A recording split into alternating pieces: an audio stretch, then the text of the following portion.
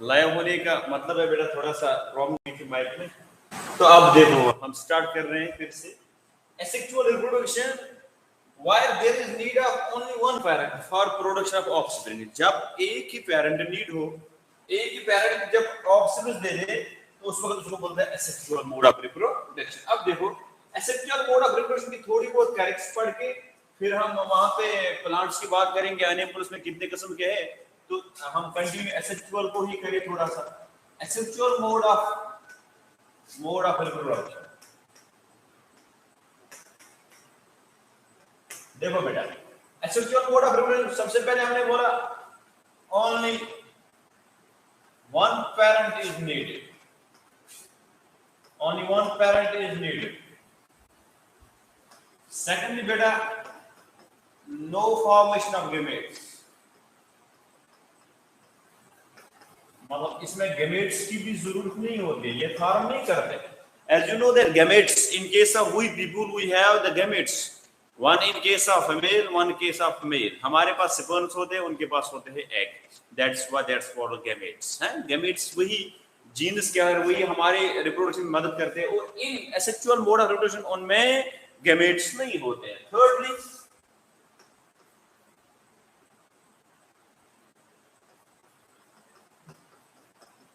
This type of reproduction having no role in evolution, ये evolution में भी मदद नहीं करते हैं। क्यों बेटा? एक ही पेरेंट जो है इसमें वेरिएशंस नहीं होते हैं। जब वेरिएशंस नहीं होते हैं ना तो उसमें इवोल्यूशन का कोई रोल ही नहीं होता है। फॉर एग्जांपल हम बताएंगे बेटा, अगर सर कैसे हम बताएंगे इवोल्यूशन में इसका रोल ही नहीं है। मैं एक एग्जांपल देके आपको समझाऊंगा, आप अच्छे से समझोगे। देखो ये जो हमारे पास एसेक्सुअल रिप्रोडक्शन है ये प्रोड्यूस करते हैं क्लून्स। क्या करते हैं production? They produce the clones. Clones वो ऑर्गेनिल्स होते हैं, they are genetically and morphologically similar to their parents. जब हम ऐसी बात करेंगे ना कि वो जेनेटिकली और मॉर्फोलॉजिकली सेम है, तो इवोल्यूशन किसको कहते हैं? इवोल्यूशन कहते हैं gradual change from time to time to form a new organisms. और जहां पे हम बात कर रहे हैं कि बेटा क्लोन जो है they are similar, they are morphologically and genetically same to their parents. जब क्लून्स वो होते हैं जो अब पेरेंट्स के हूबहू मिलते हैं मॉर्फोलॉजिकली जेनेटिकली, तो that's why they don't have the role in evolution, इसलिए उनको इवोल्यूशन में कोई रोल नहीं है। किसको? एसेक्सुअल मोड ऑफ रिप्रोडक्शन, क्योंकि वो क्लून्स दे रहे हैं।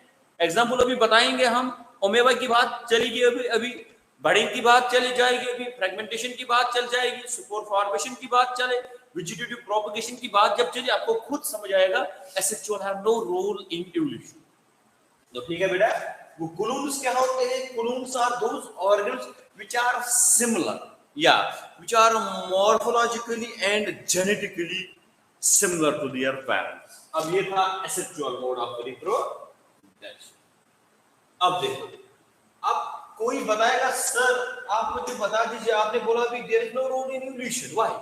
Because one process in case of we people that's called mutation, that's called, ये 12th में आपको अच्छे से पढ़ना है। अगर हमारे पास किसी भी चीज की म्यूटेशन हो जाएगी, या तो वहां पे इंसर्शन हो जाएगी या तो डिलीशन हो जाएगी, या तो कुछ कट जाएगा वहां से कोई बेस पेयर, वो तो आपको 12th में पढ़ना है, या तो डिलीट हो जाएगा या इंसर्ट।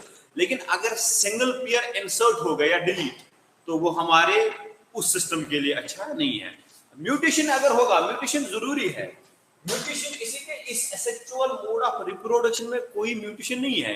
जब म्यूटेशन नहीं है, there is no role in evolution. तो अब हम थोड़ा सा बताएंगे second mode of reproduction called sexual. इसके बाद हम एसेक्सुअल की बात करेंगे इन डिटेल।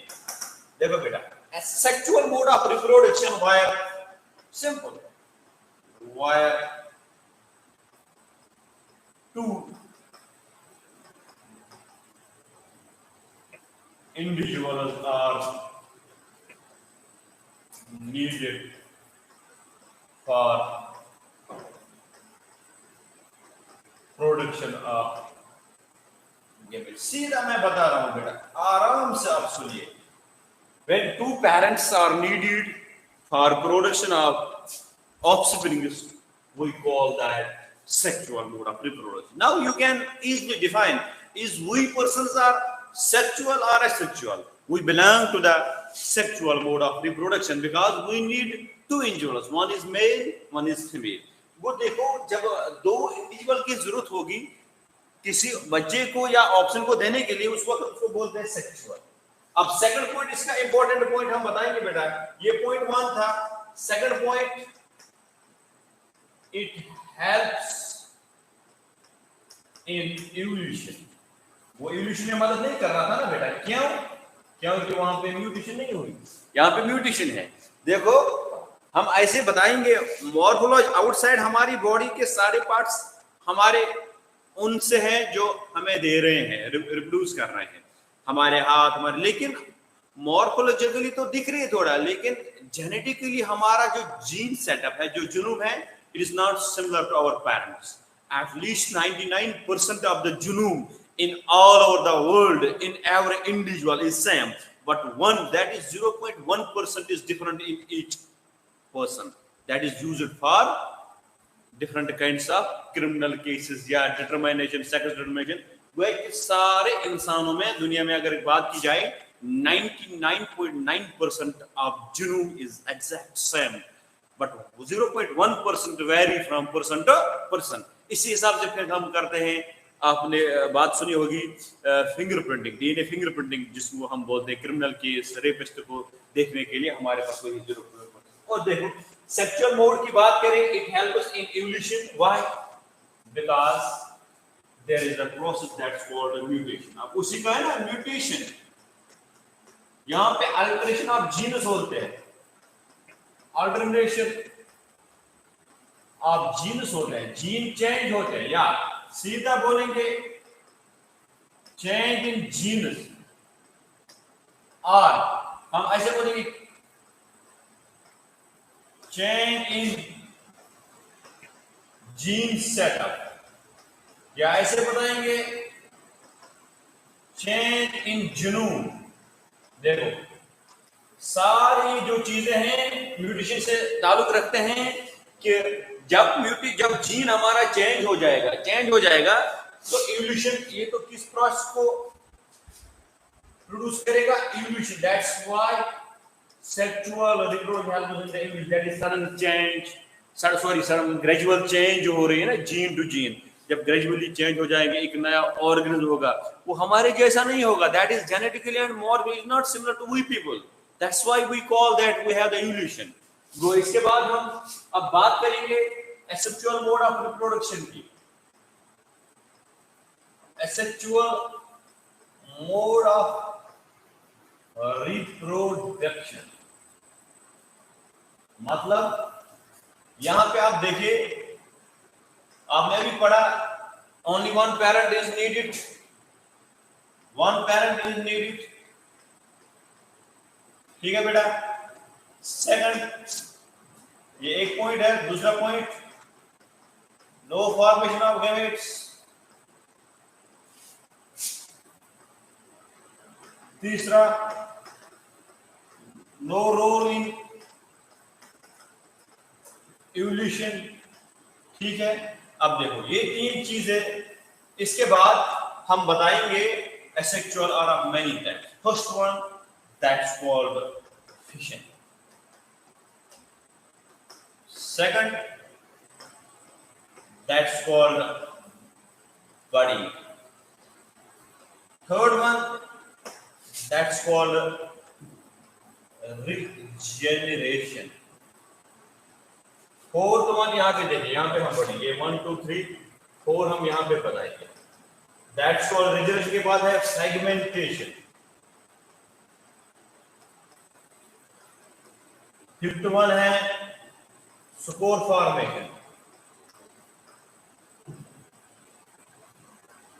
उठाते जाइए।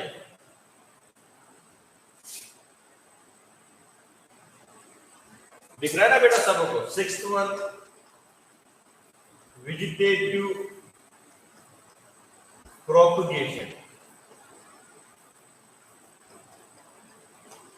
अब हम फिशन के बारे में पढ़ेंगे सबसे पहले, इसके बाद पढ़ेंगे, ठीक है बेटा। अब फिशिंग को आज कंप्लीट करेंगे, ठीक है। अब देखो,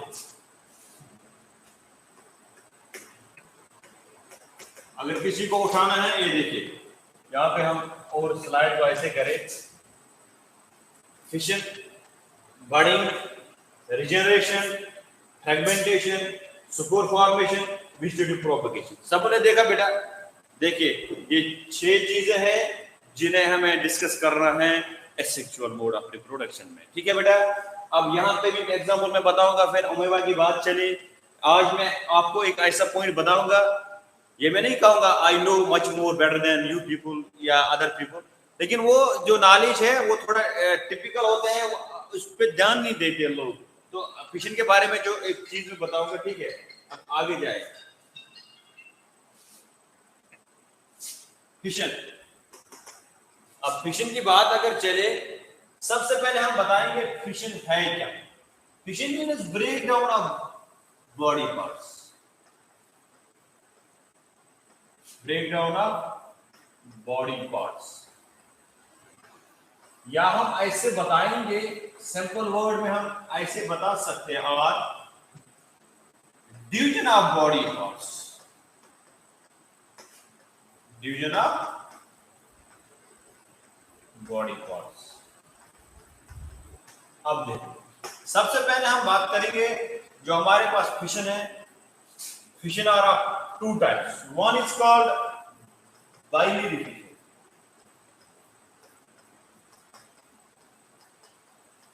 one is called multiple fission. ये देखो यहाँ पे बेटा, ठीक है, ये है बाइनरी फिशन, ये है मल्टीपल फिशन। अब हम बात करेंगे, सबसे पहले मैंने बोला fission, fission means break down of body parts और division of body parts. Binary fission सबसे पहले बाइनरी फिशन है, इसके बाद है मल्टीपल फिशन। अब हम बाइनरी फिशन की बात करें,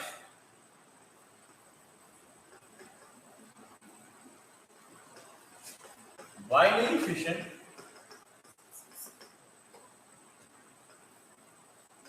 it is that type of asexual reproduction in which organ divides into 2 equal halves। ये पढ़िए बेटा, मैंने क्या लिखा, अगर सुनिए। अब देखो, अगर हम बाइनरी की बात करेंगे ना, binary actually bi means 2, fission means break down. अब यहाँ पे मैं थोड़ा सा बहुत अच्छी नॉलेज आपको बताऊंगा बेटा। ये मैंने क्या बनाया, मैंने बनाया ये अमेबा। अमेबा के बारे में आज मैं थोड़ा सा और एक चीज बताऊंगा। अमेबा जो हमने बताया, देखो बेटा, सबसे पहले अमेबा को क्या होता है, हम बोलेंगे कंस्ट्रक्शन हो जाती है। कंस्ट्रक्शन मतलब देखो यहाँ पे थोड़ा ये मतलब डिवाइड होना शुरू करता है। यहाँ पे मतलब सबसे पहले न्यूक्लियस की बात करें, यहाँ पे न्यूक्लियस ऐसे डिवाइड होगी, तो ये पार्ट यहाँ, इसका मतलब nuclear material is important for division. If there is no division of nucleus, then there is no production of organelle. That means सबसे पहले भी न्यूक्लियस यहाँ पे भी जा रहा है, यहाँ से फिर ये डिटैच होता है। डिटैच होने के बाद ये एक अमेबा, ये दूसरे अमेबा। अब मुझे यहाँ पे आप बोले कि सर आपने बोला कि हम एक इंपॉर्टेंट इंफॉर्मेशन आपको दे दीजिए।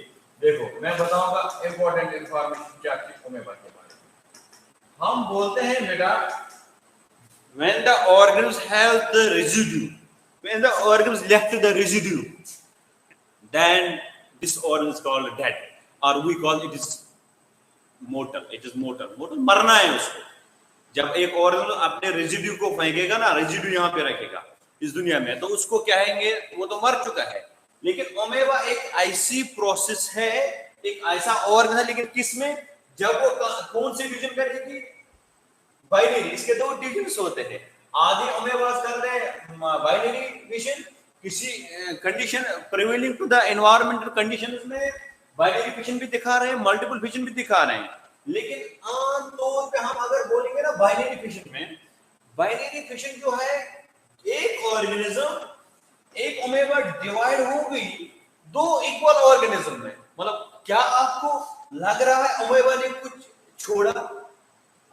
Is amoeba left any material for that purpose? No. देखो बेटा, अमेबा ने अपने ही बॉडी को दो हिस्सों में तकसीम किया इनटू टू इक्वल हाफ्स, तो दो नए अमेबा बन गए।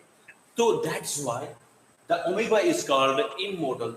ये मरने वाली नहीं है, क्योंकि देखो इसने कुछ एक ऑर्गन के दो ऑर्गन बन गए, तो इसको कहते हैं बाइनरी फिशन। क्या बोलते हैं? ये बहुत सारे ऑर्गन दिखा रहे हैं। Amoeba is best example, amoeba, paramecium, euglena. फिर इसके तीन पार्ट्स होते हैं। मतलब हम बोलेंगे amoeba, amoeba is an example of binary fission. Sorry, amoeba,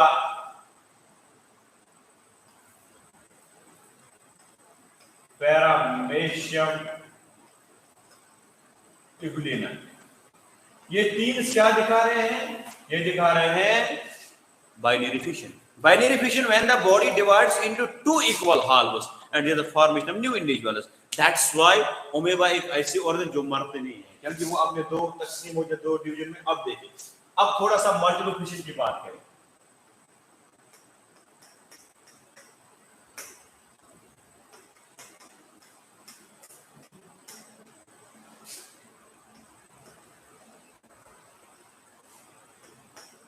multiple fission का मतलब है when the body gives rise to many organs, more than two. For example, हमारे पास एक बेस्ट एग्जांपल है प्लाज्मोडियम। अमेबा भी करती है ऐसा। प्लाज्मोडियम क्या करती है? या अमेबा क्या करती है? अमेबा का न्यूक्लियस ऐसा, न्यूक्लियस इर्द गिर्द इसको साइटोप्लाज्म और एक न्यूक्लियस, ये मतलब अपने न्यूक्लियस को बहुत सारे न्यूक्लियस बनाती है और ऊपर से क्या करते हैं? एक कवर करते हैं। क्या करते हैं? कवर। उसको बोलते हैं सिस्ट। सिस्ट ये याद रखो।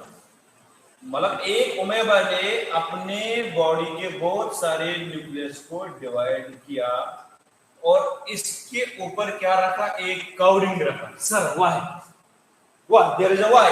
अगर बाइनरी फिशन दिखा रहा था, डिवीजन में हो रहा, तो ये मल्टीपल फिशन, ये अपने न्यूक्लियस के इर्द गिर्द।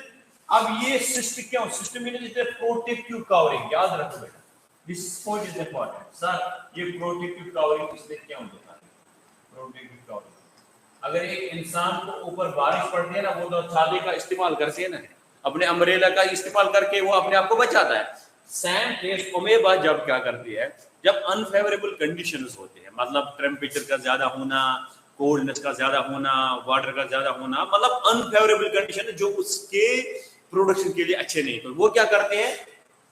वो अपनी लाइफ प्रोसेस को सस्पेंड करती है थोड़ी देर के लिए। क्या करते हैं? Suspend.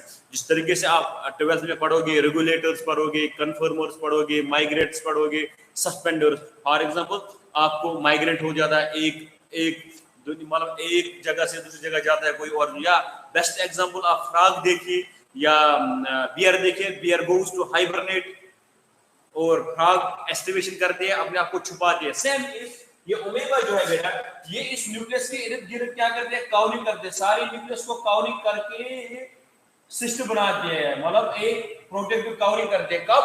When there is unfavourable condition. वो during unfavourable condition amoeba cover its nucleus with the help of cyst when there is coming of favorable conditions. For example, अभी विंटर आ रहा है, इस वक्त चल रहा है अक्टूबर, नवंबर, दिसंबर। अमेबा होंगे ना, वो अपने बॉडी के न्यूक्लियस को कवर करेंगे। जो ही अप्रैल आएगा, हीट का बढ़ना हो जाएगा, वो रिलीज हो जाएंगे। क्या हो जाएंगे? अब देखो सर, रिलीज हो जाएंगे, लेकिन वो अब एक नहीं हो जाएंगे, वो तो बहुत सारे हो जाएंगे। वहां पे तो बाइनरी था, बाइनरी का मतलब 2। यहाँ पे बहुत सारे अमेबा का बढ़ना हो जाएगा, क्योंकि यहाँ पे बहुत सारे न्यूक्लियस है। जब फेवरेबल कंडीशंस आएंगे, when there is coming of the favourable conditions, it give rise to many amoebas, that's why it is called multiple fission. Multi का मतलब क्या है? मैनी, और फिशन का मतलब ब्रेक डाउन। वो यही न्यूक्लियस देखो ब्रेक डाउन हो गया, इसने कवरिंग सिस्ट किया, अंडर फेवरेबल अनफेवरेबल कंडीशंस थे, इसीलिए इसने कवर किया, सिस्ट को कवर किया ताकि मुझे हीट ज्यादा न मिले, कोल्डनेस नहीं मिले। लेकिन जब फेवरेबल कंडीशंस आ गए तो उसने सिस्ट से निकल के बाहर तो एक नई अमेबा बन गई, that's why it's called multiple fission. और बेस्ट एग्जांपल मल्टीपल फिशन में और कौन है, ये एग्जांपल देके हम क्लोज करेंगे। Plasmodium, Plasmodium is A infective